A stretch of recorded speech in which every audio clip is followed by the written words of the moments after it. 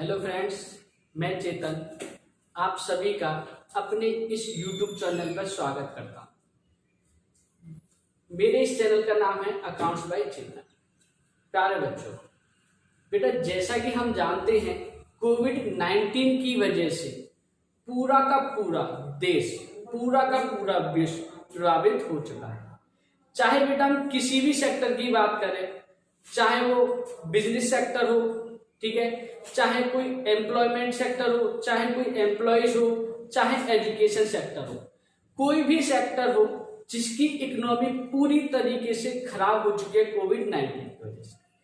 बेटा जैसा कि आप सभी लोग जानते हो कि सबसे ज्यादा प्रभावित हमारा एजुकेशन सेक्टर हुआ है। कोविड-19 की वजह से हमारा सबसे ज्यादा जो इफेक्ट हुआ है वो हुआ है एजुकेशन सेक्टर्स पे। बेटा इसी वजह से सीबीएसई ने हाल ही के दिनों में एक लेटेस्ट अपना सिलेबस को अपडेट किया है, जिसमें उन्होंने उनके द्वारा 30% सिलेबस को रिड्यूस कर दिया गया। अप्रोक्सीमेट मान के चला जा रहा है कि 30% सिलेबस उन्होंने रिड्यूस कर दिया गया। बेटा आज हम उन्हीं सिलेबस के बारे में डिस्कस करने जा रहे हैं। पहले इस सेशन से पहले हमारे पास क्या सिलेबस चल रहा था, अब हमारे पास जो नया सेशन है 2021 उसके लिए क्या सिलेबस होगा, क्या उनसे टॉपिक कवर होंगे, कौन से टॉपिक जो पिछले कवर होते थे वो रिड्यूस कर दिए गए, हटा दिए गए। इसलिए बेटा आज हम इस प्लेटफॉर्म पे आए हैं क्योंकि बहुत सारे बच्चे ऐसे हैं जो कोविड-19 की वजह से पढ़ नहीं पा रहे हैं, ठीक है। इसीलिए हम इस प्लेटफॉर्म पे बेटा आए हैं। यूट्यूब अपना प्लेटफॉर्म है, इसमें आप लोगों को क्लासेस अकाउंट्स की पूरी तरीके से प्रोवाइड करवाई जाएगी। अगर आप सभी लोगों ने हमें मोटिवेट करा तो इसी के साथ साथ हम बिजनेस और इकोनॉमिक्स की भी क्लासेस इस यूट्यूब चैनल पर लेके आते हैं। क्लियर बेटा? बेटा आज हम जो सिलेबस डिस्कस करने जा रहे हैं बेटा, वो सिलेबस डिस्कस करेंगे हम अकाउंट्स के बारे में। किसके बारे में बेटा? अकाउंट्स का। तो बेटा हम शुरुआत करते हैं अपनी इस वीडियो की। बेटा जैसा कि आप जानते हो कि जो हमारा अकाउंट्स का जो पेपर होता है, ठीक है बेटा, अकाउंट्स का जो हमारे पास पेपर होता है बेटा वो होता है हमारे पास 100 मार्क्स का। आप सभी लोगों को ये बात तो पता होगी जितने भी सीबीएसई के पेपर्स होते हैं वो सारे के सारे 100 मार्क्स के होते हैं। अब बेटा सीबीएसई ने इस अकाउंट्स के 100 मार्क्स को उन्होंने दो पार्ट्स में डिवाइड कर रखा है। बेटा उन्होंने दो पार्ट्स में डिवाइड कर दिया इसको। एक तो कर दिया उसने 80 मार्क्स और बेटा एक डिवाइड कर दिया उन्होंने 20 मार्क्स में। जो बेटा हमारा 80 मार्क्स का पेपर होता है, ठीक है, ये तो हमारा एक तरीके से पेपर होता है। जब हम एग्जामिनेशन सेंटर पे जाते हैं तो वहां पे जाके हमें पेपर होता है बेटा, वो कितने मार्क्स का होता है? 80 मार्क्स का। बेटा जो 20 मार्क्स की जो होता है, 20 मार्क्स का जो चीजें होती है बेटा, ये हमारा होता है प्रैक्टिकल। ये हमारा क्या होता है बेटा? प्रैक्टिकल, ठीक है। अब बेटा हम बात करेंगे इसमें दोनों ही चीजों के बारे में, 80 मार्क्स के बारे में भी और 20 मार्क्स के बारे में। इस वीडियो में हम सारी चीजें डिस्कस करेंगे कि 80 मार्क्स के अंदर क्या क्या सिलेबस कवर है, कौन कौन से चैप्टर आएंगे, ठीक है, कौन कौन से पार्ट होंगे, कौन कौन से इनके टॉपिक होंगे। हम 20 मार्क्स के बारे में भी डिस्कस करेंगे। बेटा हम सबसे पहले अगर इसको 100 मार्क्स को डिवाइड करें तो सीबीएसई ने इसको 3 पार्ट्स में डिवाइड कर रखा है। कितने पार्ट्स में डिवाइड कर रखा है बेटा? 3 पार्ट्स। बेटा पार्ट ए, ठीक है, दूसरा है हमारे पास बेटा पार्ट बी और तीसरा है हमारे पास बेटा पार्ट सी। बेटा जो पार्ट ए है, पार्ट ए को उन लोगों ने 3 यूनिट्स में डिवाइड कर रखा है। जो पार्ट ए है हमारे पास, उन लोगों ने उसको 3 यूनिट्स में डिवाइड कर रखा है। अगर हम इनके यूनिट्स के बारे में बात करें, यूनिट 1, यूनिट 2 और यूनिट 3। बेटा जो यूनिट 1 है हमारे पास, उसका नाम है नॉन प्रॉफिट ऑर्गेनाइजेशन। बेटा इसी को बोला जाता है एनपीओ। क्लियर? बेटा जो यूनिट 1 है उसका नाम है हमारे पास नॉन प्रॉफिट ऑर्गेनाइजेशन, इसी को बोला जाता है एनपीओ। बेटा जो यूनिट 2 में हमारे पास कवर होगा वो कवर होगा हमारे पास पार्टनरशिप फर्म।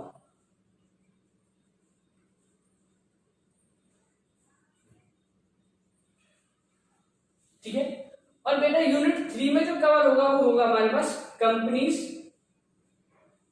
अकाउंट। बेटा पार्ट बी को अगर मैं डिवाइड करूं, अगर बेटा हम पार्ट बी को डिवाइड करते हैं तो इसमें भी यूनिट होती है, तो बेटा थर्ड यूनिट के बाद कंटिन्यू करते हैं। हमारे पास एक होगा यूनिट 4 और अगला कौन सा होगा हमारे पास यूनिट 5। क्लियर? ठीक है, हमने थर्ड के बाद इसको कंटिन्यू किया है। ठीक है, 4 और 5 इसका है एनालिसिस ऑफ फाइनेंशियल स्टेटमेंट। ठीक है, इसमें आएगा हमारे पास कैश फ्लो स्टेटमेंट,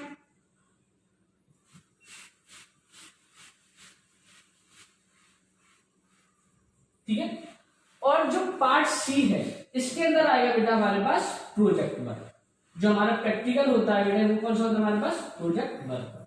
ठीक है, पार्ट बी में बेटा एक होता है हमारे पास कंप्यूटराइज अकाउंटिंग, लेकिन वो काफी ज्यादा कम बच्चों के पास होती है, इसलिए उसके बारे में डिस्कस करेंगे हम अपनी कोई अलग वीडियो में। ठीक है, लेकिन अभी हम इसमें डिस्कस करेंगे केवल इन दोनों के बारे में। ठीक है, जैसे कि बेटा मैं इनकी मार्क्सिंग बताऊं तो जो एनपी होता है बेटा वो आता है हमारे पास 10 मार्क्स का।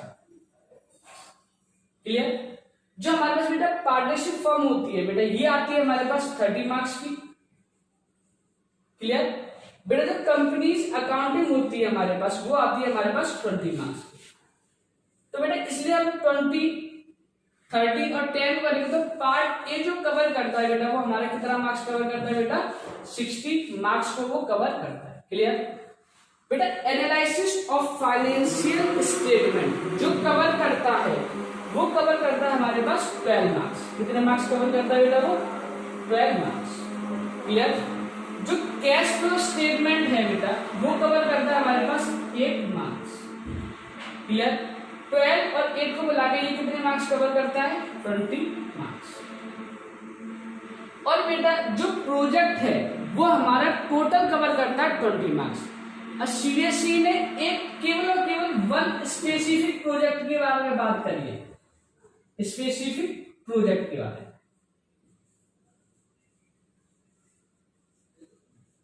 पहले क्या होता था इस सेशन से पहले 2 या 3 प्रोजेक्ट बनाने पड़ते थे, लेकिन सीबीएसई की जो गाइडलाइंस आई है उसमें उन्होंने केवल और केवल एक स्पेसिफिक सिंगल स्पेसिफिक प्रोजेक्ट के बारे में बात करी है। और बेटा ये कितने मार्क्स कवर करता है हमारे पास 20 मार्क्स कवर करता है।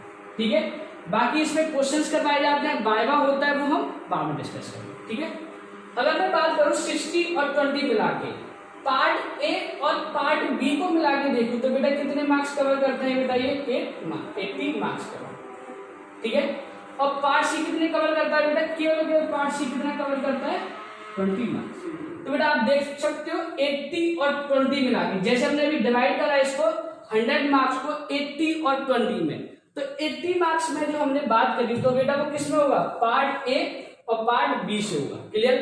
तो इसके अंदर टोटल कितनी यूनिट आएंगे हमारे पास 5 यूनिट आएंगे। ठीक है, जो बेटा पार्ट सी होगा वो प्रोजेक्ट वर्क होगा, वो स्कूल के टीचर्स पे डिपेंड करेगा कि वो आपको प्रोजेक्ट कैसा बनवा रहा है। क्लियर? ठीक है, तो बेटा आप लोग जैसे देख पा रहे हैं इसके अंदर, तो बेटा जो यूनिट 2 है पार्टनरशिप की बेटा ये सबसे ज्यादा मार्क्स कवर करती है। ध्यान देना बेटा, जो यूनिट 2 है वो सबसे ज्यादा मार्क्स कवर करती है। और बेटा कितने मार्क्स कवर करती है वो 30।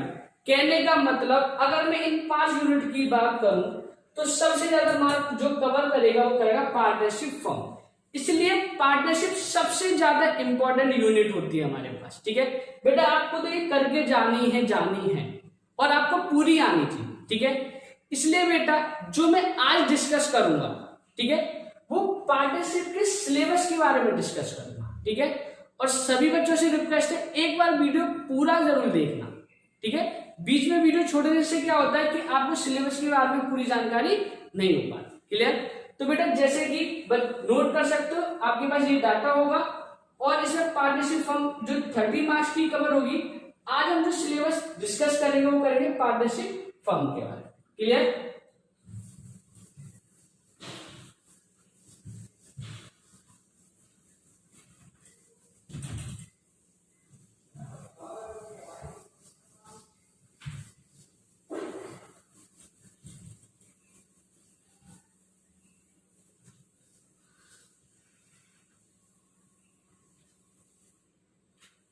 ठीक है बेटा, हम बात करते हैं पार्टनरशिप के बारे में। ठीक है, हमारे पास यूनिट सेकंड जो है बेटा उसका नाम क्या है हमारे पास, पार्टनरशिप फॉर्म। और बेटा ये कितने मार्क्स कवर करती है बेटा, ये 30 मार्क्स को कवर करती है। ठीक है बेटा, पार्टनरशिप फॉर्म है, इसके अंदर हमारे पास टोटल 5 चैप्टर मिलेंगे। कितने चैप्टर मिलेंगे टोटल, इसमें हमारे पास 5 चैप्टर मिलेंगे। ठीक है बेटा, जो इसका पहला चैप्टर है, ध्यान देना बेटा, ठीक है, इसका जो पहला चैप्टर है उसका नाम है हमारे पास बेसिक कंसेप्ट। ठीक है बेटा, जो पहला चैप्टर है चैप्टर नंबर 1 बेटा उसका नाम क्या है, बेसिक कंसेप्ट। बेटा इसी चैप्टर का जो दूसरा नाम बोल दिया जाता है फंडामेंटल ऑफ पार्टनरशिप, इसी को दूसरे चैप्टर नाम क्या बोला जाता है, फंडामेंटल ऑफ पार्टनरशिप।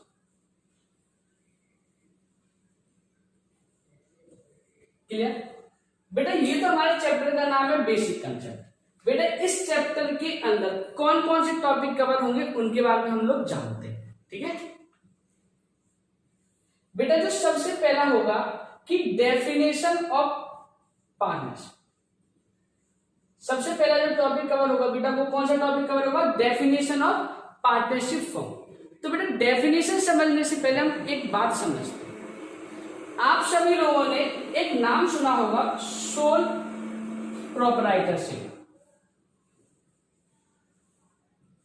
क्लियर, आप सभी बच्चों ने एक नाम सुन रखा होगा, सोल प्रोप्राइटरशिप। इस सोल प्रोप्राइटरशिप में क्या होता था कि केवल और केवल एक ही पर्सन होता था जो अपने बिजनेस को कैरी ऑन करते हैं। ठीक है, केवल और केवल सोल प्रोप्राइटरशिप में क्या होता था कि एक पर्सन होता था जो अपने बिजनेस को कैरी ऑन करते हैं। ठीक है, केवल और केवल कितने पर्सन होते हैं, 1 पर्सन। तो बेटा आप लोग बताओ, जब केवल एक पर्सन है, एक ही पर्सन है हमारे पास, तो प्रॉफिट भी सारा का सारा किसके पास जाएगा, केवल और केवल एक ही पर्सन के पास। जितना भी लॉस होगा वो भी कौन झेलेगा बेटा, केवल और केवल एक पर्सन। ठीक है, तो आपने एक चैप्टर पढ़ा होगा सोल प्रोप्राइटरशिप, या फिर इसको लिख सकते हैं हम सोल प्रोप्राइटरशिप।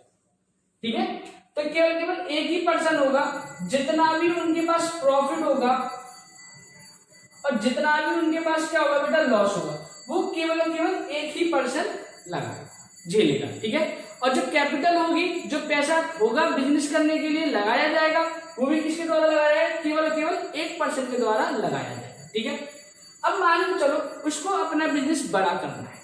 ठीक है, अब उसको बिजनेस अपना बड़ा करना है लेकिन उसके पास पैसा नहीं है लगाने के लिए, तो वो क्या करते हैं, अपने साथ 2 या 3 पर्सन को उस बिजनेस के अंदर शामिल कर लेते हैं। जब 2 या 3 पर्सन भी हो सकते हैं, मैक्सिमम इसकी बात करते हैं तो कंपनीज एक्ट ने इसका डिसाइड कर रखा है मैक्सिमम 50 मेंबर्स होंगे। ठीक है, जब वो 2-3 मेंबर्स को इसके अंदर शामिल कर लेते हैं, ठीक है, तो बेटा वही चीज कन्वर्ट हो जाती है हमारे पास पार्टनरशिप में। ध्यान दें बेटा, वो किस में कन्वर्ट हो जाती है, पार्टनरशिप। क्लियर, तो देखो मैंने क्या बोला, सोल प्रोप्राइटरशिप होगा, उसके अंदर केवल और केवल एक ही पर्सन काम करेगा, लेकिन जब उसको पैसे की ज्यादा जरूरत पड़ी, ठीक है, ज्यादा लोगों की जरूरत पड़ी, तो वो क्या करेगा, अपने साथ 2-3 पर्सन को और बिजनेस के अंदर शामिल कर लेंगे। ठीक है, जब बेटा वो बिजनेस के अंदर शामिल कर लेंगे तो यही क्या बन जाती है, पार्टनरशिप। अगर मैं बेटा पार्टनरशिप की बात करूं, ठीक है, तो मोर देन 2 पर्सन हो सकता है, मोर देन 2 पर्सन, क्योंकि जो केवल केवल एक पर्सन था तो वो कौन सा होगा हमारे पास, सोल प्रोप्राइटरशिप। क्लियर, तो मोर देन 1 पर्सन। तो आप लोग बताइए जो प्रॉफिट होगा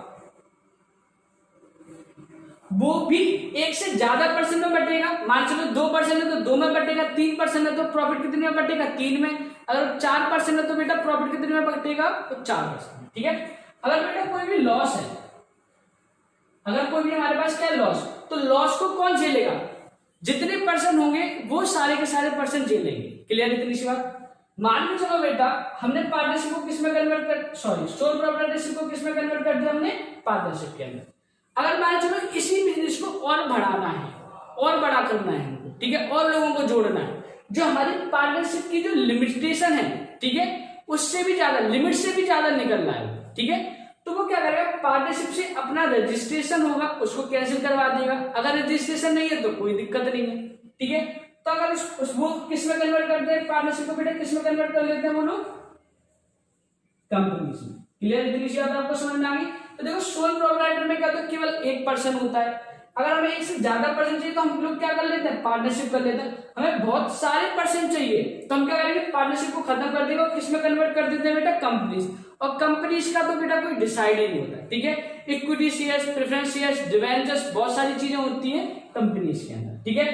तो बेटा जितने ज्यादा परसेंट होंगे उतने ज्यादा परसेंट में प्रॉफिट बढ़ेगा, तो उसको क्या नाम देते हैं हम लोग, डिविडेंड का नाम देते हैं इसमें, ठीक है। ध्यान, अब बेटा मैं बात करूं सोल प्रोप्राइटरशिप के अंदर, ठीक। तो सोल प्रोप्राइटरशिप के अंदर मैं बात करूं तो अगर मैं इसकी डेफिनेशन बोलना चाहूं तो क्या बोल सकता हूं, रिलेशन बिटवीन 2 और मोर पर्सन, क्योंकि रिलेशन होगा 2 या 2% से ज्यादा, ठीक है। और वो अपना प्रॉफिट को शेयर करेंगे, शेयरिंग ऑफ प्रॉफिट, प्रॉफिट को क्या करेंगे बेटा, शेयर करेंगे। और बिजनेस को चलाएगा कौन, या तो वो सारे के सारे पर्सन चला सकते हैं या उनमें से कोई भी पर्सन बिजनेस को चला सकता है। क्लियर, या तो सारे पर्सन चला सकते हैं या कोई भी पर्सन चला सकते हैं, ठीक है। तो आपको ये बात बहुत क्लियर हो गई थी, कंपनी का जो पार्टनरशिप का फॉर्मेशन है वो कैसे होगा, सोल प्रोप्राइटरशिप बना पहले, ठीक है। उससे हमारी नीड सेटिस्फाई नहीं हो पा रही है, हमें जितना पैसा चाहिए बिजनेस को बढ़ाना नहीं बढ़ पा रहा, तो हम क्या करेंगे, 2-3% को उस बिजनेस के अंदर शामिल कर लेंगे। उसके बाद फिर क्या कन्वर्ट हो जाती है बेटा, कंपनी। देखो बेटा सोल प्रोप्राइटरशिप को तो हम लोग पढ़ चुके हैं क्लास 11th में, ठीक है। पार्टनरशिप को पढ़ेंगे हम लोग क्लास 12th में, इसी क्लास में पढ़ेंगे बेटा। और जो कंपनीज के बारे में ज्यादातर चीजें होंगी, जो मोस्ट ऑफ द थिंग्स होंगे, उनके बारे में हम भी क्लास 12th में पढ़ लेंगे, ठीक है। जैसे कंपनीज के शेयर्स के बारे में, डिवेंचर्स के बारे में, ठीक है, कैश फ्लो स्टेटमेंट के बारे में जनरली हम पढ़ लेंगे कंपनीज के बारे में। क्लियर, तो बेटा आपको सबसे पहले बेसिक कंसेप्ट में पढ़ना है डेफिनेशन, ठीक है। उसके बाद आपको पढ़ना है nature of partnership firm, partnership firm का नेचर कैसा हो सकता है, ठीक है, अकाउंटिंग पॉइंट ऑफ व्यू से या लीगल पॉइंट ऑफ व्यू से। अकाउंटिंग पॉइंट ऑफ व्यू से क्या होता है कि दोनों ही अलग होते हैं, पार्टनर्स और पार्टनरशिप फर्म दोनों ही चीजें अलग होते हैं। लेकिन लीगल पॉइंट ऑफ व्यू से देखा जाए तो पार्टनरशिप फर्म और पार्टनर्स दोनों एक ही होते हैं। अगर पार्टनरशिप फर्म इंस्टॉलमेंट हो जाती है, मान लो इंस्टॉलमेंट हो जाती है, तो उसका जो पैसा जो हम लोग रिकवर करेंगे वो किससे रिकवर करेंगे, पार्टनर्स, ठीक है। लेकिन अगर मैं बात करूं अकाउंटिंग पॉइंट ऑफ व्यू से तो पार्टनर्स अलग होगा और पार्टनरशिप फर्म अलग होगा, ठीक है, दोनों का कोई रिलेशन नहीं। लेकिन लीगल पॉइंट ऑफ व्यू से देखा जाए तो दोनों ही चीजें एक ही होते हैं, चाहे वो पार्टनरशिप फर्म हो चाहे पार्टनर्स। क्लियर, तो इसमें पढ़ेंगे नेचर ऑफ अ बिजनेस, हम इसके बारे में कुछ पढ़ेंगे फीचर्स, ठीक है, फीचर्स बोल सकते हैं, कैरेक्टरिस्टिक्स ऑफ पार्टनरशिप फर्म पढ़ेंगे, ठीक है। ये तो हम तीनों पार्ट तो बेटा हमारे किसके हो गए, थ्योरेटिकल। बेटा इसके बाद सबसे ज्यादा जो इंपॉर्टेंट कंसेप्ट शुरू होता है हमारा, ध्यान देना, जो इसके बाद सबसे ज्यादा जो इंपॉर्टेंट कंसेप्ट शुरू होता है वो होता है हमारे पास पार्टनरशिप डीड, ध्यान देना। इसके बाद जो सबसे ज्यादा इंपॉर्टेंट पॉइंट शुरू होता है हमारे पास वो होता है बेटा पार्टनरशिप डीड, ठीक है बेटा, वेरी वेरी इंपॉर्टेंट कंसेप्ट है ये वाला, ध्यान समझ, ठीक है। पार्टनरशिप डीड होता है,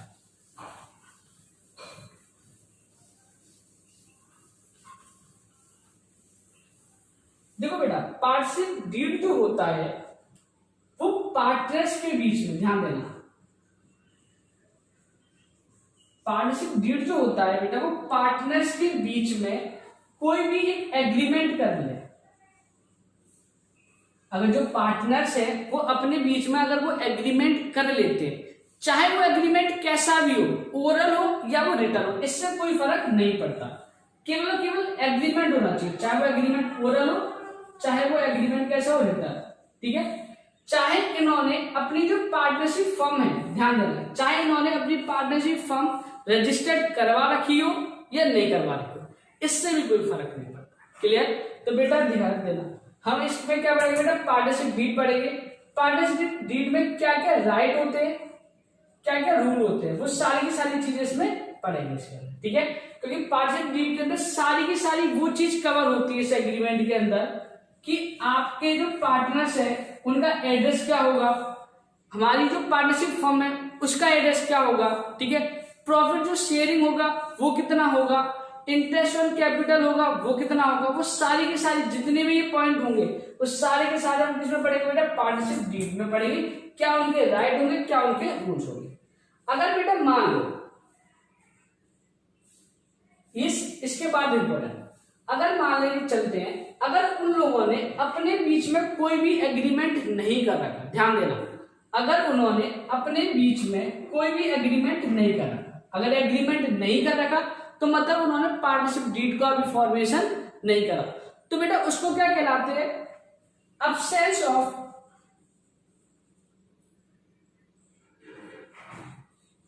ठीक है partnership deed, absence of partnership deed. बेटा इसके अंदर क्या क्या पार्टनर्स के राइट होंगे, ठीक है, इसके अंदर बेटा क्या क्या रूल होंगे, रूल्स होंगे, क्लियर। तो बेटा अगर उनके बीच में एग्रीमेंट हो रखा है, एग्रीमेंट बन चुका है, ठीक है, तो वो क्या कहलाएगा हमारे पास, पार्टनरशिप डीड कहलाएगा, क्लियर। अगर उनके बीच में एग्रीमेंट नहीं हो रखा है तो अब्सेंस ऑफ पार्टनरशिप डीड कहलाएगा, ठीक है। जब वो लोग एग्रीमेंट नहीं करते तो उनके बीच में, अगर वो अपने बीच में एग्रीमेंट नहीं करते तो बेटा वो क्या कहलाएगा, अब्सेंस ऑफ पार्टनरशिप डीड कहलाएगा, क्लियर। बेटा इसके बाद हम लोग पढ़ेंगे, अगर मैं बात करूं बेटा इतने कंसेप्ट की, तो जनरली जो ये कंसेप्ट है बेटा वो थ्योरेटिकल है। अगर हम देखें इसको तो बेटा जनरली हमें ये सारी की सारी चीजें किसके फॉर्म में मिलेंगी, थ्योरी की फॉर्म में। लेकिन इसके बाद अब जो चीजें शुरू होंगी वो सारी की सारी चीजें हमें किसके फॉर्म में मिलेंगी, न्यूमेरिकल के फॉर्म में मिलेंगी, क्लियर, ठीक है। जैसे कि बेटा मैं बात करूं P&L एप्रोप्रिएशन, P&L एप्रोप्रिएशन, ठीक है। तो बेटा देखो P&L एप्रोप्रिएशन का मतलब होता है प्रॉफिट एंड लॉस एप्रोप्रिएशन, ध्यान देना, profit and loss appropriation, clear. देखो बेटा इसका मतलब क्या होता है वो भी आप समझ लो साथ के साथ, ठीक है। अगर मैं बात करता हूं प्रॉफिट एंड लॉस एप्रोप्रिएशन की, तो देखो प्रॉफिट हो या लॉस हो, पार्टनर्स के बीच में चाहे प्रॉफिट हो चाहे लॉस हो, बेटा सबसे इंपॉर्टेंट वर्ड होता है एप्रोप्रिएशन। एप्रोप्रिएशन का मतलब होता है बांटना, ठीक है, चाहे वो प्रॉफिट हो चाहे वो लॉस हो। एप्रोप्रिएशन का मतलब क्या होता है बेटा, बांटना, ठीक है। इसको क्या लिख सकते हैं, डिस्ट्रीब्यूटेड। बेटा किसके बीच में बांटते हैं, ध्यान देना, प्रॉफिट और लॉस जो बट रहा है, ठीक है, एप्रोप्रिएशन का मतलब बट रहा है, ठीक है, डिस्ट्रीब्यूट हो रहा है, लेकिन बेटा वो किसके बीच में हो रहा है ये भी ध्यान देना, किसके बीच में होता है, केवल और केवल बेटा जो पार्टनर्स होते हैं उनके बीच में होता है, ध्यान देना। याद रखना बेटा जो प्रॉफिट और लॉस एप्रोप्रिएशन है ना, चाहे वो प्रॉफिट हो चाहे वहां पे लॉस हो, एप्रोप्रिएशन का मतलब होता है कि वो चीज बांटी जा रही है, किसके बीच में बांटी जा रही है, भाई पार्टनर्स के बीच में बांटी जा रही है, क्लियर। तो बेटा एक बात होती है कि अगर ये चीज यहाँ पे पार्टनर्स के बीच में बांटी जा रही है, मानिए चलो कोई भी एक ऐसी चीज हो गई कि जो पार्टनर्स के अलावा देनी है, पार्टनर्स के अलावा किसी को देना है, तो बेटा वो किसके अंदर आएगा, प्रॉफिट एंड लॉस, ध्यान देना। अगर मैं बात करूं अकाउंटिंग की तो बेटा हम लोग क्या क्या बनाते हैं, ट्रेडिंग अकाउंट बनाते हैं, ठीक है, उसके बाद बनाते हैं बेटा प्रॉफिट एंड लॉस, और उसके बाद हम लोग क्या बनाते हैं बेटा, balance sheet account, balance sheet. तो बेटा अभी तक आप लोग ये पढ़ते आ रहे होंगे, सबसे पहले हम लोग क्या बनाते हैं, ट्रेडिंग, दूसरे नंबर पे क्या बनाते हैं, प्रॉफिट और लॉस, और तीसरे नंबर पे बेटा हम लोग क्या बनाते हैं, बैलेंस शीट। लेकिन बेटा जब हम पार्टनरशिप पढ़ते हैं तो ये फॉर्मेट हो जाता है चेंज। तो देखो ध्यान देना, सबसे पहले हम लोग ट्रेडिंग अकाउंट बनाते हैं, जो हम पहले बनाते हैं वही सेम ट्रेडिंग अकाउंट बनता है। दूसरे नंबर पर ही बनाते हैं प्रॉफिट एंड लॉस अकाउंट, बिल्कुल यहाँ पे भी प्रॉफिट लॉस अकाउंट, यहाँ पे भी हम लोग क्या बनाएंगे, प्रॉफिट और लॉस अकाउंट। लेकिन बेटा जब हम पार्टनरशिप की बात करते हैं तो दो नए पॉइंट क्रिएट होता है हमारे पास। पॉइंट नंबर थर्ड जिसको नाम होता है P&L एप्रोप्रिएशन। बेटा कौन सा पॉइंट क्रिएट होता है, P&L एप्रोप्रिएशन, ठीक है। पॉइंट नंबर 4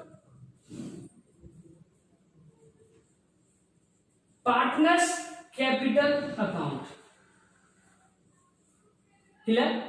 और बेटा सेम चीज अगले पॉइंट में, पॉइंट नंबर 5 में हमारे पास क्या आ जाती है बेटा, बैलेंस शीट, क्लियर, इतनी सी बात। तो बेटा देखो ये हमारे पास, अगर मैं बात करूं केवल और केवल इसकी बात करूं तो बेटा इसको क्या बोल सकते हैं, सोल प्रोप्राइटरशिप।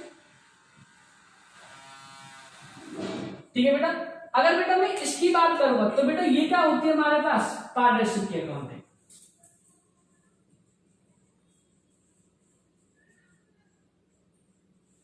ठीक है, तो बेटा देखो सोल प्रोप्राइटर में क्या होता है, ट्रेडिंग, पीएनएल और बैलेंस शीट बन जाती है। ठीक है, लेकिन पार्टनरशिप में क्या बनता है, दो अकाउंट नहीं बनते, प्रॉफिट एंड लॉस एप्रोप्रिएशन और पार्टनर्स कैपिटल अकाउंट। जैसे बेटा मैंने अभी आपको बताया प्रॉफिट और लॉस एप्रोप्रिएशन का मतलब होगा चीजें बांटी जाएंगी किसके बीच में, पार्टनर्स के बीच में। जो पार्टनर्स की चीजें होंगी बेटा वो किसके अंदर आ जाएंगी, हमारे पास पीएनएल एप्रोप्रिएशन में।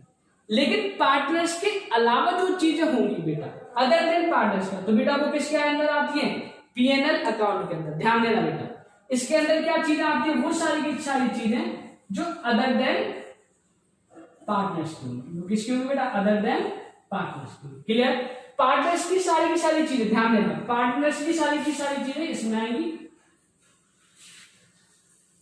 ठीक है, और जो अदर देन पार्टनर्स होगा उनकी वो सारी की सारी चीजें वो किसमें आएंगे, हमारे पास पीएनएल अकाउंट में आएंगे। ठीक है, इतनी सी बात सभी लोगों को सिलेबस में समझ में आ गई थी। पीएनएल एप्रोप्रिएशन में हम लोगों को क्या पढ़ना है कि पीएनएल एप्रोप्रिएशन में पढ़ना है वो सारी की सारी चीजें बांटेंगे, वो सारे के सारे प्रॉफिट और लॉस बांटे जाएंगे किसके बीच में, पार्टनर्स के बीच में। अगर पार्टनर्स के अलावा कोई भी चीज है तो बेटा वो कहां पे रखना पड़ेगा, हमें पीएनएल अकाउंट के अंदर रखना। क्लियर, तो बेटा एक बात भी सुन लो कि पीएनएल एप्रोप्रिएशन के अंदर कौन कौन सी चीजें आती हैं, ध्यान दें।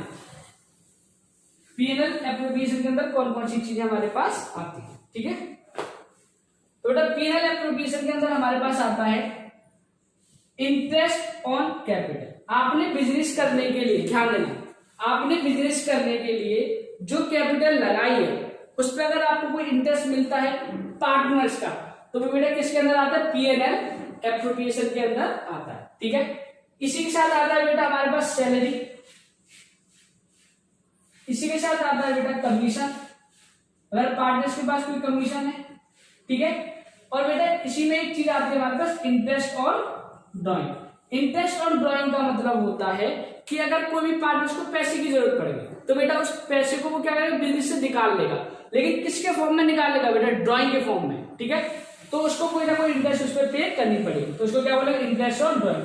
अगर कोई भी चीज और बढ़ जाती है तो जो प्रॉफिट होता है तो प्रॉफिट वो पार्टनर्स का बढ़ जाता है, तो उसको क्या कहते हैं, division of profit.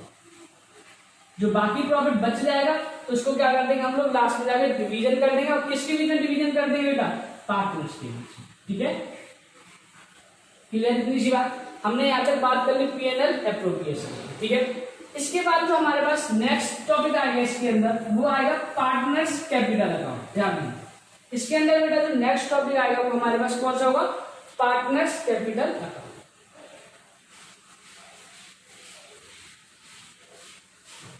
Partners capital, clear. तो बेटा पार्टनर्स कैपिटल अकाउंट बनाने के हमारे पास दो मेथड होते हैं। पार्टनर्स कैपिटल अकाउंट बनाने के लिए हमारे पास दो मेथड होते हैं। कौन कौन से मेथड होते हैं बेटा, एक हमारे पास होता है फिक्स मेथड, और एक कौन सा मेथड होता है बेटा हमारे पास, फ्लक्चुएटिंग मेथड। एक होता है हमारे पास फिक्स मेथड और एक कितना होता है हमारे पास, फ्लक्चुएटिंग मेथड। ठीक है, फिक्स मेथड के अंदर हमें दो अकाउंट बनाते हैं, ध्यान देना। पार्टनर्स कैपिटल अकाउंट बनाने के हमारे पास दो मेथड होते हैं, फिक्स मेथड और कौन सा होता है, फ्लक्चुएटिंग मेथड। ठीक है, ये हमारे पास क्वेश्चन में मेंशन होगा फिक्स मेथड से बनाना है या फ्लक्चुएटिंग। अगर कोई चीज क्वेश्चन में मेंशन नहीं है तो हम किससे जाएंगे, मेथड नंबर सेकंड से जाएंगे। ठीक है, ये हमारे पास क्या होगा, मेथड नंबर 1, ये कौन सा होगा, मेथड नंबर सेकंड। तो बेटा इस फिक्स मेथड के अंदर हम दो अकाउंट बनाते हैं, ध्यान देना। एक तो बनाते हैं कैपिटल अकाउंट और दूसरा बनाते हैं बेटा हम लोग करंट अकाउंट। क्लियर बेटा, बहुत इंपॉर्टेंट टॉपिक है ये वाला। ठीक है, ये भी बहुत इंपॉर्टेंट टॉपिक है इसका, ये भी बहुत इंपॉर्टेंट है। ठीक है, पार्टनर्स कैपिटल अकाउंट के अंदर दो मेथड होते हैं, फिक्स मेथड और फ्लक्चुएटिंग मेथड। फिक्स मेथड में दो अकाउंट बनाने होंगे, कैपिटल अकाउंट और करंट अकाउंट। और फ्लक्चुएटिंग मेथड में केवल हमें एक ही अकाउंट बनाना होता है जिसका नाम क्या होगा हमारे पास, capital account, partners capital account. Clear, कैसे बनाते हैं बेटा, जब हम चैप्टर पढ़ेंगे तब इसके बाद। इसके बाद बेटा जो हमारे पास नेक्स्ट टॉपिक आता है, ध्यान दें, इसके बाद बेटा जो हमारे पास नेक्स्ट टॉपिक आता है वो आता है हमारे पास division of profit. Division of profit, ठीक है, जो डिवीजन करना है वो प्रॉफिट का हम लोगों को कैसे करना है, क्लियर। तो बेटा डिवीजन ऑफ प्रॉफिट में आप लोगों को मैं बता दूं, मैं इसको यहां से मिटा रहा हूं, सभी लोग नोट डाउन कर लेना, एक बार स्क्रीनशॉट ले लेना।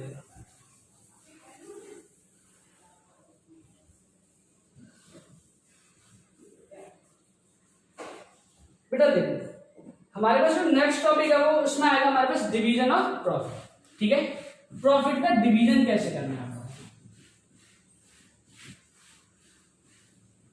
तो बेटा प्रॉफिट डिवीजन करने के हमारे पास तीन तरीके होते हैं, तीन तरीके के क्वेश्चन होते हैं जो हमारे पास प्रॉफिट डिवीजन करने का होता है।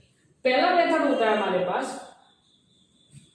एप्रोप्रिएशन प्रॉफिट, ध्यान देना, एप्रोप्रिएशन प्रॉफिट, ठीक है, लेस देन, कम होगा किससे, लेस देन प्रॉफिट, प्रॉफिट से कम होगा, क्लियर। जो दूसरा होता है हमारे पास वो क्या होता है, एप्रोप्रिएशन प्रॉफिट, ध्यान देना, जो बांटने वाला प्रॉफिट है हमारे पास, एप्रोप्रिएशन का मतलब मैं जैसे बता चुका हूं, जो बांटने वाला प्रॉफिट है, appropriation profit more than profit, जो कंपनी का प्रॉफिट होता है, ठीक है। और अगले केस में बात करेंगे बेटा लॉस, ठीक है, अगर हमें कोई लॉस हो जाता है तो क्या करेंगे, ठीक है।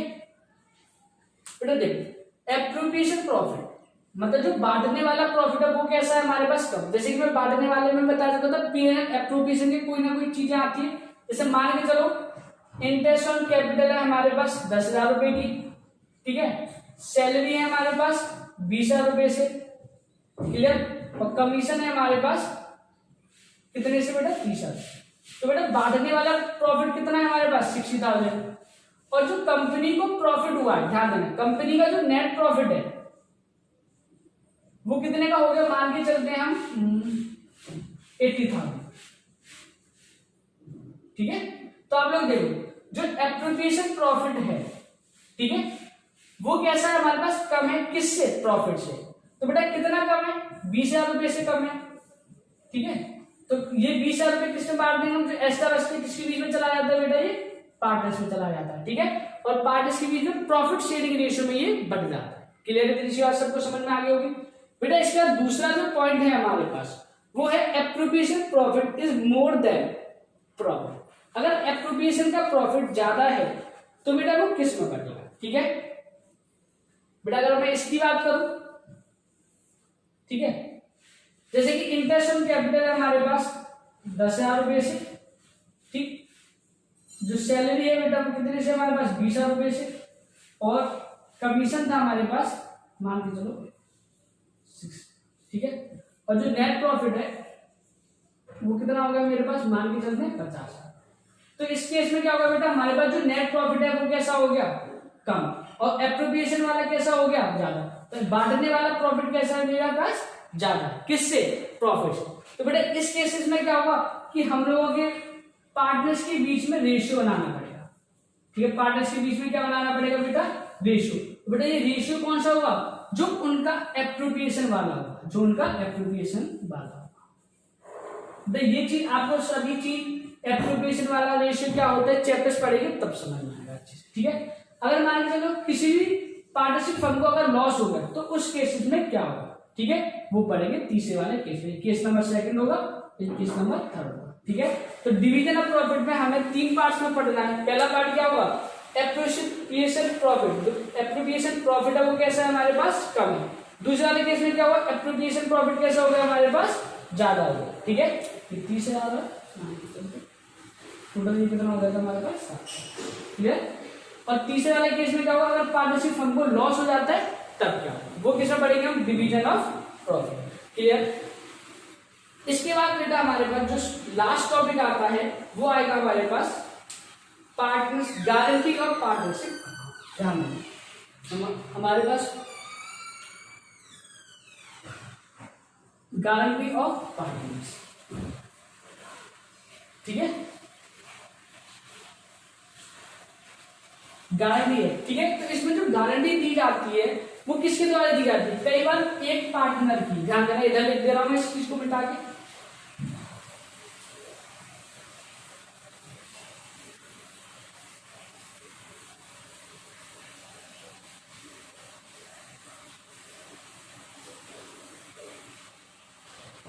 ठीक है बेटा, जो हमें गारंटी दी मिलेगी बेटा, उसमें क्या होगा, एक पार्टनर्स किसको दे देगा, अदर पार्टनर्स, एक दूसरे पार्टनर्स को दे देगा। ठीक है, एक पार्टनर्स किसको देगा, दूसरे बार अदर पार्टनर्स को दे देगा। ठीक है, जैसे मान लो इसमें क्या हुआ, मोर देन 2 पार्टनर्स या ऑल पार्टनर्स, ऑल और बाकी रिमेनिंग जितने भी पार्टनर्स होंगे, जैसे मान लो 2 या 3 पार्टनर्स होंगे, अदर पार्टनर्स किसको दे देंगे बेटा, 1 पार्टनर्स। ठीक है, ये दोनों केस हम किसमें पढ़ेंगे बेटा, गारंटी ऑफ पार्टनरशिप फॉर्म। ठीक है बेटा, जैसे कि हमारे पास चैप्टर 1 का जो बेसिक कंसेप्ट है, फंडामेंटल, इसका दूसरा नाम है, इसमें क्या पढ़ेंगे, डेफिनेशन, नेचर और feature of partnership form, partnership deed होती क्या है, क्या राइट होते हैं, क्या रूल रेगुलेशन होते हैं, अगर उनके बीच में पार्टनरशिप नहीं है तो उसको क्या बोला जाएगा, अब्सेंस ऑफ पार्टनरशिप डीड, उसके बीच में क्या रूल और रेगुलेशन होंगे। ठीक है, फिर पढ़ेंगे P&L एप्रोप्रिएशन के बारे में, पार्टनरशिप कैपिटल अकाउंट के बारे में, डिवीजन ऑफ प्रॉफिट के बारे में, guarantee of partnership form. Generally हमें इन टॉपिक्स के बारे में पढ़ना है। और बेटा जो छोटे छोटे टॉपिक्स तो बनाए जाते हैं अलग से, वो इन्हीं टॉपिक्स के अंदर कहीं ना कहीं जाकर वो कवर हो जाएंगे। क्लियर, तुमने पहला चैप्टर का सिलेबस पढ़ चुका है बेटा, अब मैं दूसरे चैप्टर का सिलेबस डिस्कस करने जा रहा हूँ आपके साथ, पार्टनरशिप फॉर्म का जो चैप्टर नंबर 2 है।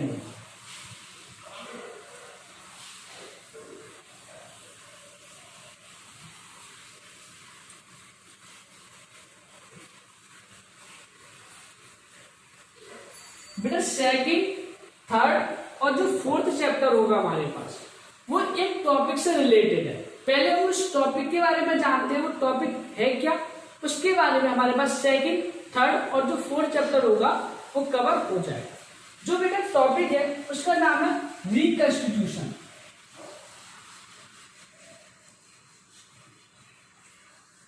Reconstitution of partnership. क्लियर, हमारे पास जो बेटा टॉपिक है वो कौन सा होगा बेटा, हमारे पास जो टॉपिक है वो रिकंस्टिट्यूशन ऑफ पार्टनरशिप फॉर्म। ठीक है बेटा, बेटा देखो ध्यान दें, रिकंस्टिट्यूशन का मतलब, री का मतलब होता है किसी भी चीज को दोबारा से बनाना। ध्यान दें, री का मतलब क्या होता है, किसी भी चीज को दोबारा से बनाना। ठीक, कंस्टिट्यूशन का मतलब उसको तैयार करना, और किसको, पार्टनरशिप फॉर्म। माने चलो हमारे पास कोई पहले से पार्टनरशिप फॉर्म थी, अब उस पार्टनरशिप फर्म को हमने क्या करा, जो उसका एग्रीमेंट था, पार्टनरशिप फर्म का बेटा क्या था, एग्रीमेंट था, वो कैंसिल कर दिया। एग्रीमेंट कैसा हो गया, पार्टनरशिप ने खत्म कर दिया। अब वो नए तरीके से एग्रीमेंट करना चाहते हैं। ठीक है, वो नई अपनी पार्टनरशिप फर्म बनाना चाहते हैं, तो उसी को क्या बोला जाता है, रिकंस्टिट्यूशन ऑफ पार्टनरशिप फर्म। तो बेटा जनरली जो पार्टनरशिप फर्म द्वारा तैयार की जाती है, वो जनरली हमारे पास 4 तरीके होते हैं, उनसे तैयार की जाती है। जैसे देखो ध्यान देना बेटा, जो ये 4 तरीके होते हैं इनके बारे में जानते हैं, कौन कौन से तरीके होते हैं। और बेटा जो ये तरीके हैं हमारे पास, ध्यान देना, जो ये तरीके हैं इन्हीं का जो चैप्टर्स के नाम में चेंज कर दिया गया है। जैसे देखो, change in profit sharing ratio, change करा हमने प्रॉफिट शेयरिंग रेशियो अमॉन्ग, किसके बीच में, ध्यान देना, अमॉन्ग द एग्जिस्टिंग पार्टनर्स। कहने का मतलब जो हमने चेंज करा है प्रॉफिट शेयरिंग रेशियो, किसके बीच में, जो पहले से पार्टनर्स थे उनके बीच में हमने उस रेशियो को चेंज कर दिया है। जैसे मान लीजिए हमारे पास 3 पार्टनर्स थे, ए, बी और सी। क्लियर, उनका जो प्रॉफिट शेयरिंग रेशियो था बेटा वो कितना था, 2:1। पहले नहीं था, ओल्ड वाला। अब इन्होंने क्या बोला, भाई हम इस प्रॉफिट शेयरिंग रेशियो से खुश नहीं है, तो इन्होंने क्या करा, जो अपना एग्रीमेंट था इनका वो क्या कर दिया, इन लोगों ने कैंसिल कर दिया, और इन्होंने एक नया एग्रीमेंट तैयार कराया, पार्टनरशिप एक नई तैयार करवाई, एक न्यू पार्टनरशिप तैयार करवाई, तो जिसमें ए और बी और सी, इन्होंने रेशियो क्या क्या रखे अपने, 3:1:1। क्लियर, इन्होंने जो नई पार्टनरशिप फर्म तैयार करी उसका प्रॉफिट शेयरिंग रेशियो क्या रख दिया, 3:1:1। तो देखो चेंज कराया इन्होंने प्रॉफिट शेयरिंग रेशियो किसके बीच में, अपने जितने भी पुराने पार्टनर्स थे, जो इतने भी एग्जिस्टिंग पार्टनर्स थे उनके बीच में। क्लियर बेटा, तो एक तो चैप्टर नंबर ये होगा। ठीक है, उसके बाद ये चेंज होता है admission of admission of partners, एक नए पार्टनर्स का पार्टनरशिप फर्म के अंदर एडमिशन हो जाना। ठीक है, एक पार्टनरशिप फर्म है, उसको हमने नए पार्टनर्स को लेके आते हैं। जैसे मान लीजिए, ठीक है, हमारे पास 3 पार्टनर्स थे, ए बी और सी।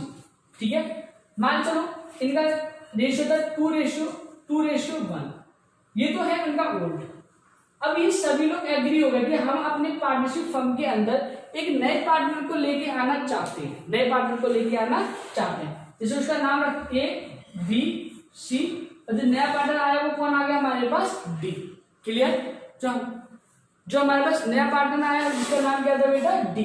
क्लियर, तो जैसे बेटा उसके बीच में हमने रेशियो क्या रख दिए, 1:1:1:2। तो बेटा आप लोग देख सकते हैं यहाँ पे हमारा प्रॉफिट शेयरिंग रेशियो कैसा हो गया, चेंज हो गया। तो ये नई पार्टनरशिप फर्म है, तो याद रखना रिकंस्टिट्यूशन कब हो सकता है, जब हमारे पास एक नया पार्टनरशिप फर्म के अंदर आए। क्लियर, चाहे प्रॉफिट शेयरिंग रेशियो चेंज करे पुराने वाले पार्टनर्स तो भी होगा, चाहे वो नया पार्टनर्स आए तब भी होगा। लेकिन बेटा जो थर्ड और फोर्थ वाला केस है, उन केस को हम एक साथ लिखते हैं, उन दोनों में ज्यादा डिफरेंस हमें क्रिएट नहीं होता। एक होता है हमारे पास रिटायरमेंट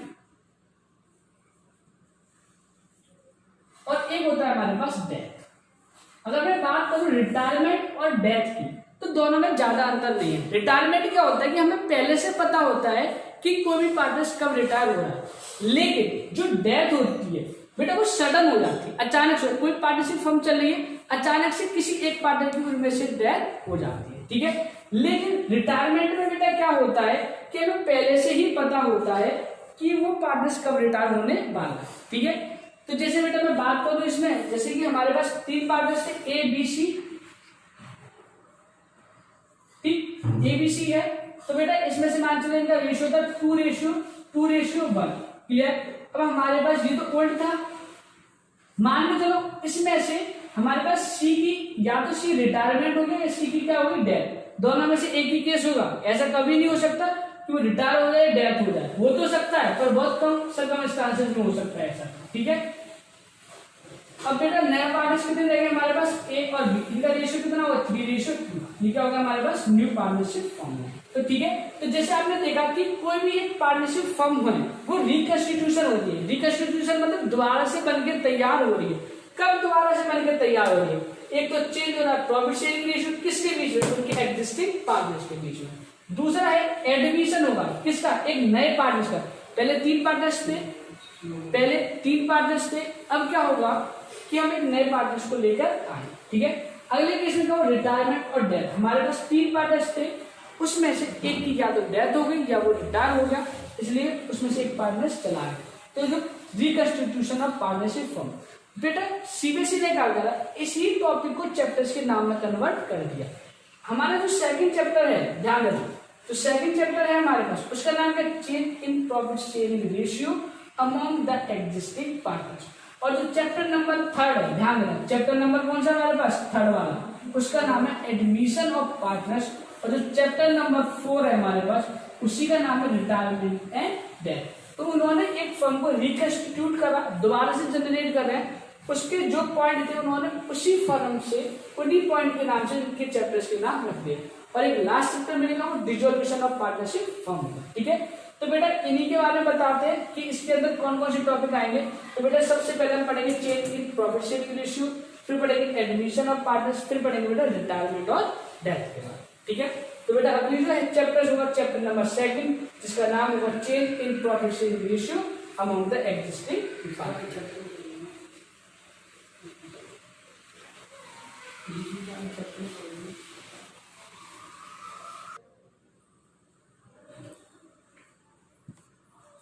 बेटा सेकंड चैप्टर के बारे में जानते हैं, इसके टॉपिक्स के बारे में क्या क्या है।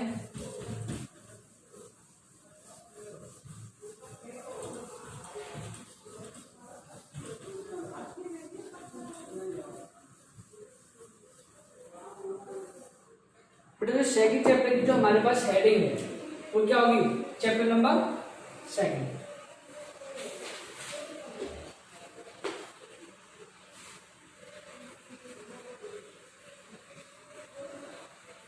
ठीक है, चैप्टर नंबर 2 का जो हमारे पास नाम है वो क्या है, change in profit sharing ratio, ध्यान देना, change in profit sharing ratio among किसके बीच में, एग्जिस्टिंग पार्टनर्स के बीच। क्लियर? तो बेटा इसमें सबसे पहले जो हम पढ़ेंगे वो पढ़ेंगे सैक्रिफाइसिंग रेशियो,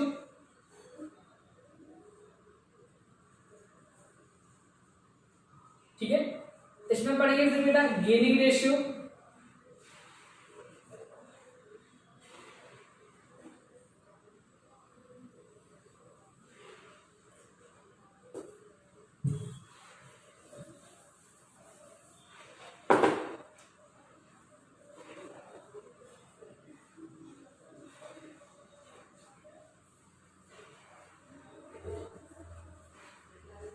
ठीक है बेटा। इसके बाद सबसे ज्यादा इंपॉर्टेंट टॉपिक शुरू होता है हमारे पास गुडविल, ध्यान देना, सैक्रिफाइसिंग रेशियो, गेनिंग रेशियो, और बेटा इसके बाद जो सबसे ज्यादा इंपॉर्टेंट टॉपिक शुरू होता है जिसका नाम होगा हमारे पास गुडविल।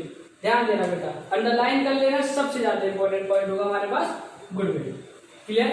तो बेटा गुडविल सबसे ज्यादा इंपॉर्टेंट। देखो आपको एक चीज बता दूं मैं, सैक्रिफाइसिंग का मतलब होता है लॉस, सैक्रिफाइसिंग का मतलब क्या होता है बेटा, लॉस, किस पार्टनर को लॉस होगा, ठीक है। गेनिंग का मतलब होता है किस पार्टनर को क्या होगा बेटा, प्रॉफिट होगा, ठीक है। अब बेटा मैं बात करूं गुडविल की, तो गुडविल के अंदर बहुत सारी चीजें पढ़ेंगे, जैसे गुडविल की डेफिनेशन क्या होती है, ठीक है, गुडविल की कैरेक्टरिस्टिक्स क्या होती है,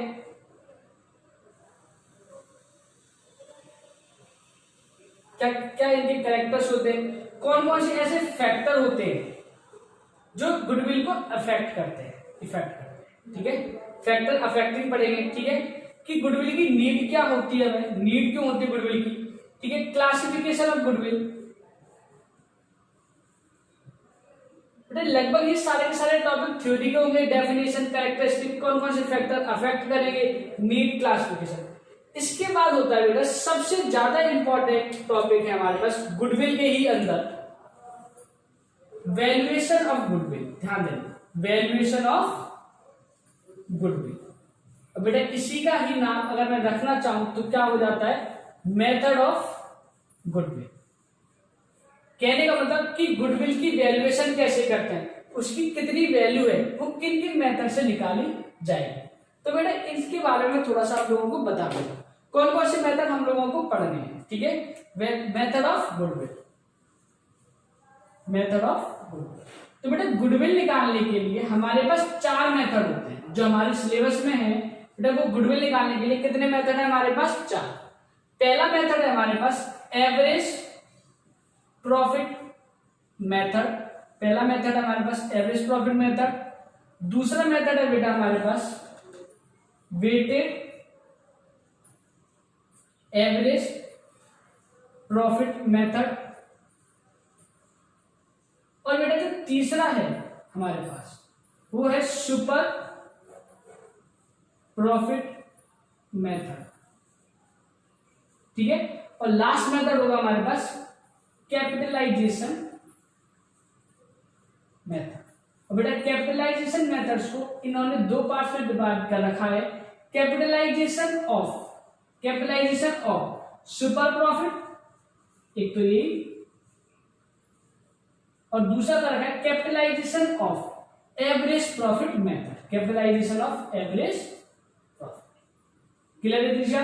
तो बेटा ध्यान देना, सैक्रिफाइसिंग रेशियो क्या होता है, गेनिंग रेशियो क्या होता है, कैसे निकाला जाता है, गुडविल की सारे के सारे थ्योरी के कंसेप्ट, डेफिनेशन, कैरेक्टरिस्टिक्स, कौन कौन से फैक्टर्स को अफेक्ट करेंगे, नीड, क्लासिफिकेशन और वैल्यूएशन ऑफ गुडविल और मेथड ऑफ गुडविल। मेथड में हमने पढ़े इनके 4 method, average profit method, weighted average method, super profit method और कैपिटलाइजेशन मेथड। कैपिटलाइजेशन में 2 मेथड पढ़ेंगे हम लोग, सुपर प्रॉफिट और एवरेज प्रॉफिट। क्लियर है इतनी सी बात आप सभी लोगों को? ठीक है बेटा, जिसको नोट डाउन करना वो नोट डाउन करें फटाफट से।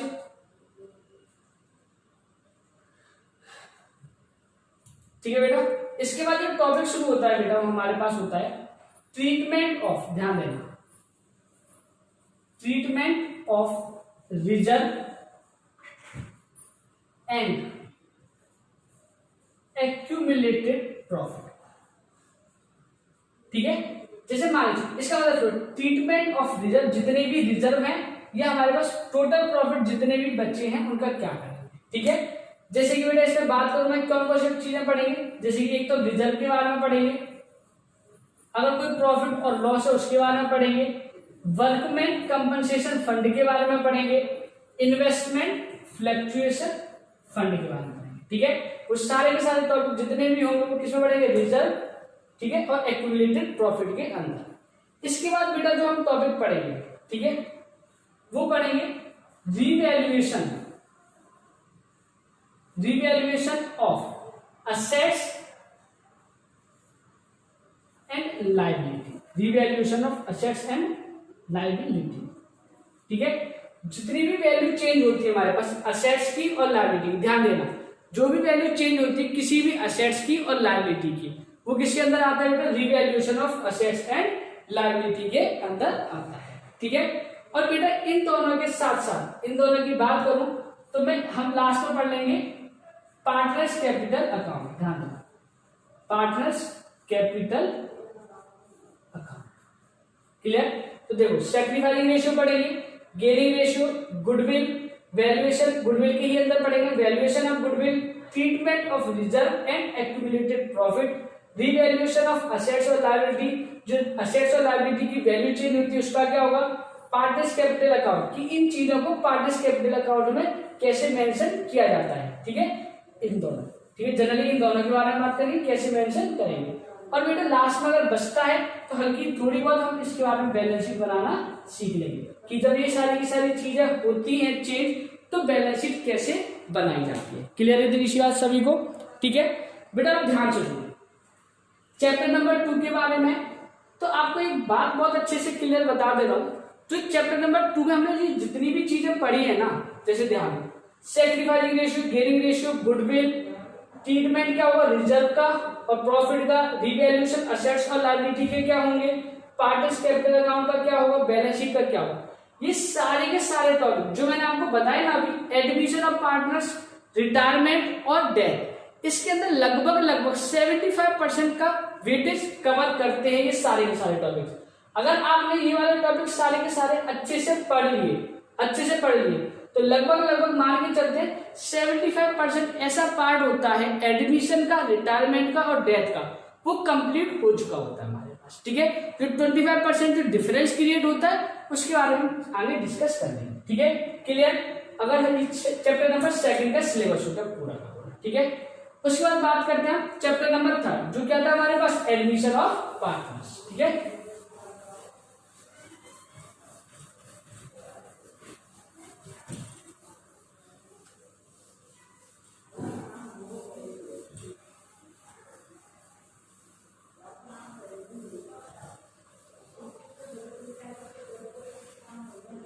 चैप्टर नंबर 3 के बारे में बात करते हैं बेटा। चैप्टर नंबर 3 है हमारे पास एडमिशन ऑफ पार्टनर्स, ध्यान देना एडमिशन ऑफ पार्टनर्स।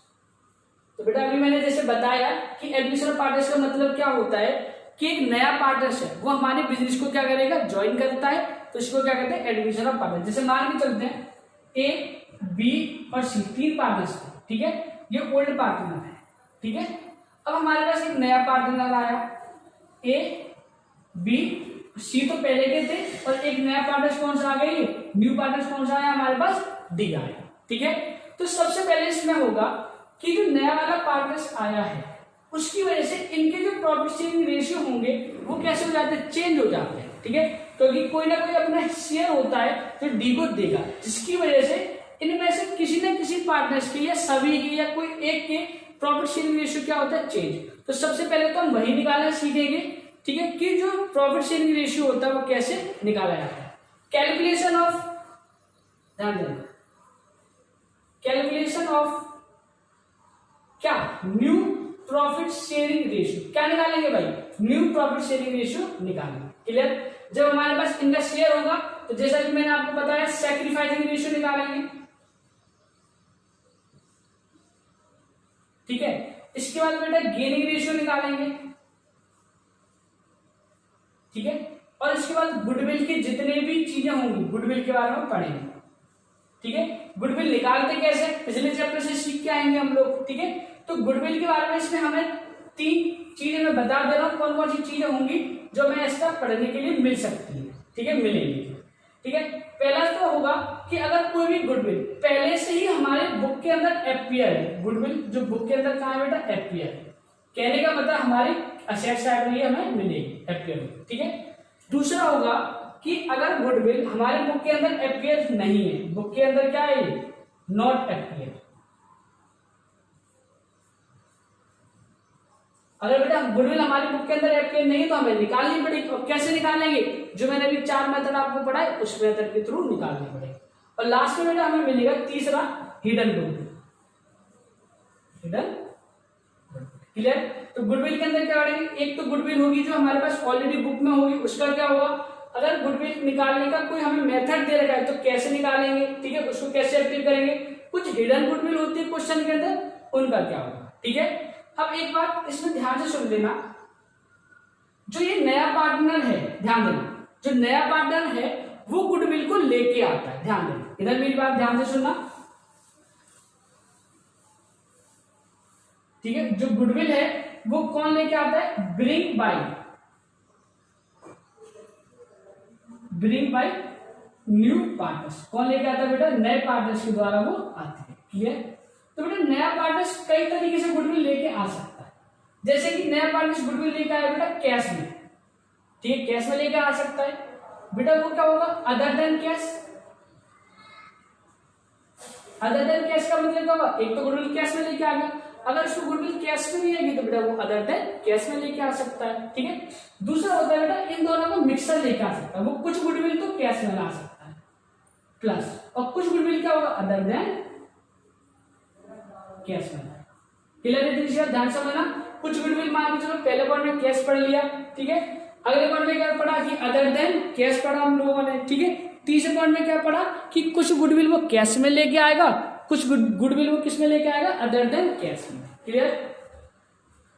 मान के चलो बेटा अगर उसके पास कोई पैसा है ही नहीं तो कई बार क्या होता है वो गुडविल लेके ही नहीं आता, ठीक है, गुडविल वो लेके ही नहीं आएगा, लेके नहीं आने का मतलब ना तो वो गुडविल कैश में लाएगा, ठीक है, ना तो गुडविल कैश में लाएगा, ना ही गुडविल अदर देन कैश में लाएगा,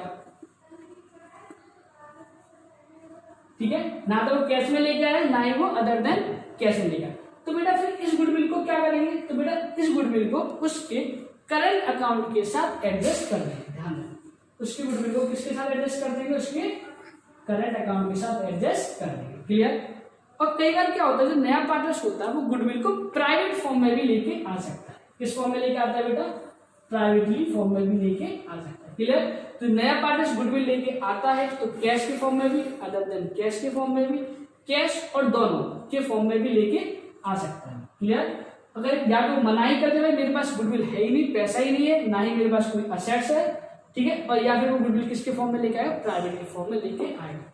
इसलिए बेटा ये गुडविल वाला टॉपिक है ना बहुत इंपॉर्टेंट है, क्लियर, क्योंकि आपको गुडविल बुक में है तो क्या करना है, गुडविल बुक के अंदर नहीं है तो क्या करना है, अगर हिडन गुडविल है तब क्या करना है, और बाकी गुडविल के अगर नया पार्टनर गुडविल लेके आता है तो क्या करना है, कैसे करना है, क्लियर। उसके बाद मैंने आपको अभी पहले बता चुका हूं रिजर्व और एक्यूमुलेटेड प्रॉफिट का क्या करना है, कैसे बांटना है। जैसे अभी मैंने बात करी reserve profit loss, investment fluctuation reserve का क्या होगा या फंड का क्या होगा, ठीक है, वर्कमैन कंपनसेशन का क्या होगा, क्लियर। उसके बाद बात करेंगे हम रिवैल्यूएशन ऑफ असेट्स का क्या होगा और रिवैल्यूएशन ऑफ लायबिलिटी का क्या होगा, क्लियर। इसके बाद बेटा पार्टनर्स कैपिटल अकाउंट कैसे बनाना है, इसके अंदर पार्टनर्स कैपिटल अकाउंट कैसे बनाना है, क्लियर आप सभी। अब बेटा एक बात ध्यान सुनो, जो आपकी बुक होगी उसके अंदर 2 टॉपिक मेंशन होंगे, एक होगा हमारे पास कैपिटल एडजस्टमेंट और बैलेंस शीट, ध्यान देना मेरी बात ध्यान से। आपका ये सिलेबस है वो नया सिलेबस है, ये वाला जो सिलेबस मैंने बताया बेटा वो नया सिलेबस है, ठीक है बेटा। आपके पास जो बुक होगी, ठीक है, उसमें 2 टॉपिक मेंशन होंगे, एक होगा हमारे पास कैपिटल एडजस्टमेंट, क्लियर, और एक होगा हमारे पास बैलेंस शीट। बेटा जैसे सीबीएसई की जो नई गाइडलाइंस आई है उसमें उन्होंने साफ बोल दिया कि कैपिटल एडजस्टमेंट आपका डिलीट हो चुका है, बैलेंस शीट आपको बनानी है। क्लियर?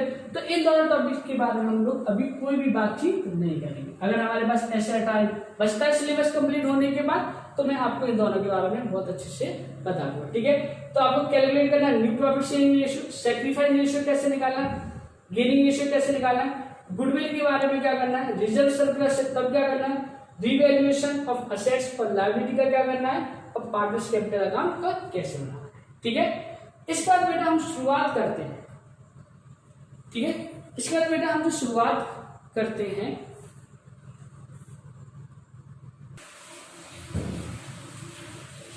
बेटा हम अब इसके बारे में चैप्टर नंबर 4 के बारे में डिस्कस करते हैं, क्या क्या अपना टॉपिक पढ़ेंगे। ठीक है?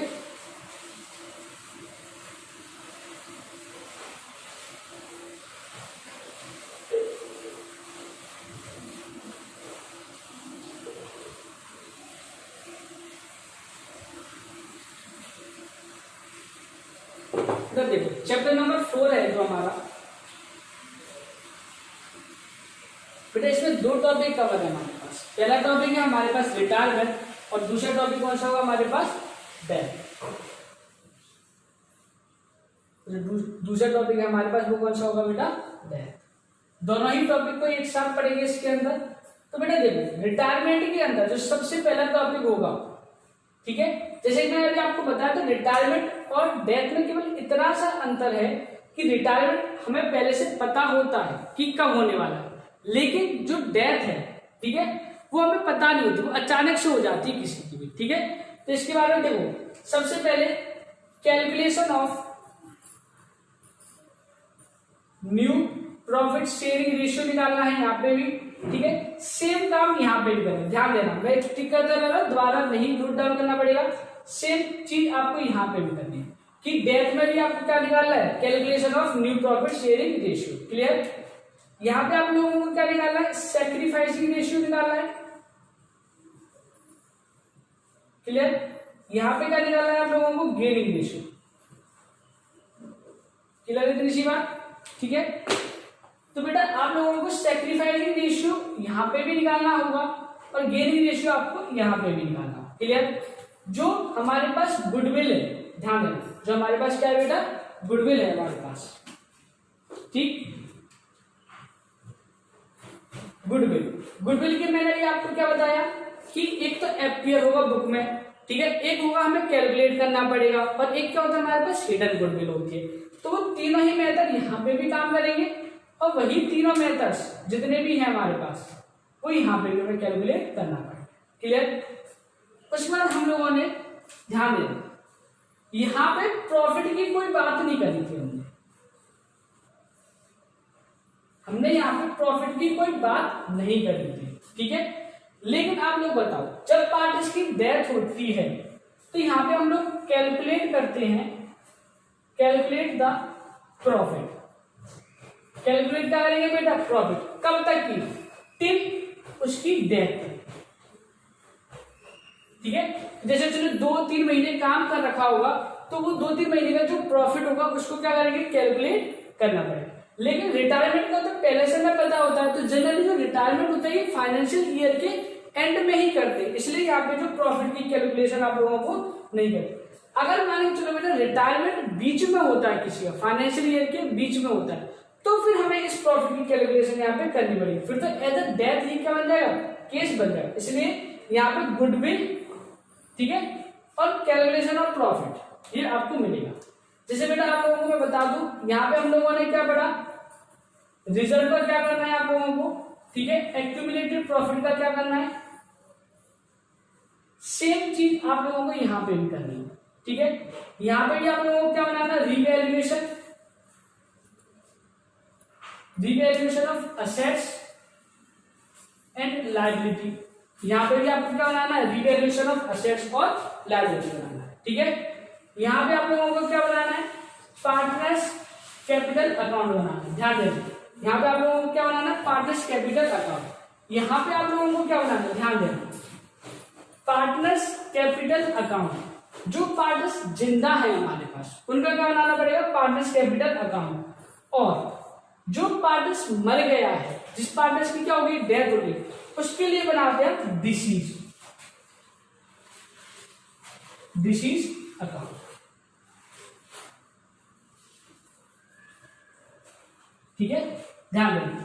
इधर क्या बनाएंगे, पार्टनर्स कैपिटल अकाउंट बनाएंगे, उधर भी पार्टनर्स कैपिटल अकाउंट बनाएंगे, लेकिन किनका बनाएंगे, जो पार्टनर्स हमारे पास जिंदा है और जिस पार्टनर की हमारे पास डेथ हो चुकी है, ठीक है, उससे क्या बनाएंगे, डिसीज अकाउंट बनाएंगे। क्लियर। उसके बाद ध्यान देना बेटा, इसमें आपको दो टॉपिक और मिलेंगे, एक तो रिटायरमेंट में और एक मिलेगा आपको डेथ के अंदर। डेथ के अंदर कौन सा मिलेगा, यहां पे मिलेगा settlement of loan. Settlement of loan बेटा यहां पे आपको क्या मिलता है, एग्जीक्यूटिव अकाउंट, एग्जीक्यूटिव अकाउंट। ठीक है, जिसे बेटा देखो जो नया सिलेबस आया सीबीएसई का, उसके अंदर क्या हुआ है, जो हमारा डिसीज पार्टनर, जिस पार्टनर की डेथ हो जाती है ना बेटा, डिसीज जो पार्टनर है उसका हमें अकाउंट नहीं बनाना है। और रिटायरमेंट के मतलब सेटलमेंट ऑफ लोन, रिटायरमेंट में जो सेटलमेंट लो ऑफ लोन होता है उसका अकाउंट नहीं बनाना। जो डेथ के अंदर एग्जीक्यूटिव अकाउंट होता है हमें ये भी नहीं बनाना। ध्यान देना, देखो पार्टनर्स कैपिटल अकाउंट बनाना है, उसके बाद पार्टनर जब रिटायर हो जाता है तो उसका जो अकाउंट होता है बेटा वो किस में ट्रांसफर हो जाता है, लोन में। तो बेटा लोन का ट्रांसफर होने के बाद उसको कई बार इंस्टॉलमेंट में पेमेंट की जाती है उसको। क्लियर। तो उसका जो सेटलमेंट ऑफ लोन अकाउंट होता है वो हमें नहीं बनाना। जब पार्टनर की डेथ हो जाती है तो उसका बनता है डिसीज पार्टनर अकाउंट, उसी पार्टनर का, तो वो भी नहीं बनाना। जब उसके किसी लीगल हेयर को पैसे दिया जाता है तो उसके लिए कौन सा अकाउंट बनता है, एग्जीक्यूटर्स अकाउंट, उसका भी अकाउंट हमें नहीं बनाना। क्लियर। तो बेटा देखो हमारे पास चैप्टर 4 क्या जितना भी सिलेबस है वो मैंने आप सभी को लिखा दिया बेटा। इसके बाद जो लास्ट चैप्टर बचता है हमारे पास वो चैप्टर नंबर 5, ठीक है, डिसॉल्यूशन ऑफ पार्टनरशिप फॉर्म। बेटा बहुत छोटा चैप्टर है वो,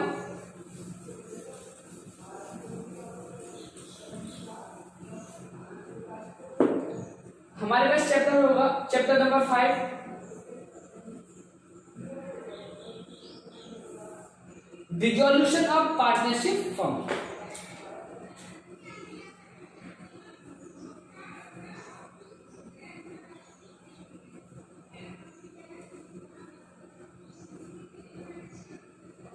ठीक है बेटा, इसमें क्या होता है कि जो भी हमारी पार्टनरशिप फर्म है वो पूरी तरीके से हम लोगों को खत्म करनी पड़ती है। ठीक है, इसके अंदर जो हमें सबसे पहले जो अकाउंट बनाना होता है वो बनाना होता है रियलाइजेशन अकाउंट। ध्यान देना, हमने इससे पहले रीवैल्यूएशन अकाउंट बनाया था, उसमें वैल्यू को रिवाइज किया था, रिवाइज वैल्यू थी, लेकिन इसके अंदर हम लोगों ने क्या बनाया, रियलाइजेशन अकाउंट। ध्यान देना सही बच्चे। ठीक है, उसके बाद अगर किसी पार्टनर ने फर्म को लिए लोन है तो उसको किसमें आएगा, पार्टनर्स लोन अकाउंट बनाएंगे। क्लियर। इसके बाद हम पार्टनर्स कैपिटल अकाउंट बनाएंगे। ठीक है, इसके बाद कैश या बैंक अकाउंट बनाएंगे। बेटा इसके अंदर हमारे पास बैलेंस शीट नहीं बनाई जाती है, ध्यान देना, इसके अंदर हमें बैलेंस शीट प्रिपेयर नहीं करती। क्यों, क्योंकि पूरी की पूरी पार्टनरशिप फर्म है वो ही खत्म हो गई तो बैलेंस शीट हमारे पास बचेगी। ठीक है बेटा, जैसे बेटा मैंने पार्टनरशिप का जितना भी सिलेबस था 30 मार्क्स का वो आप सभी को लिखा दिया है। ठीक है, 5 चैप्टर थे, सारा सिलेबस आपको नोट करवा दिया है। हमारी इस वीडियो को आप लोग लाइक करते रहे, ठीक है, शेयर करते रहे और हमारे चैनल को सब्सक्राइब करते रहे। ठीक है, सब्सक्राइब करने से जो नोटिफिकेशन आप आए बेल आइकन है उससे हमारी वीडियो आपके पास सबसे पहले पहुंचेगी। ठीक है, आप घर पे रहिए, ठीक है, फिजिकली डिस्टेंस बना के रखिए, ठीक है, अच्छे से पढ़ते रहिए और हमारी वीडियो देखते रहिए।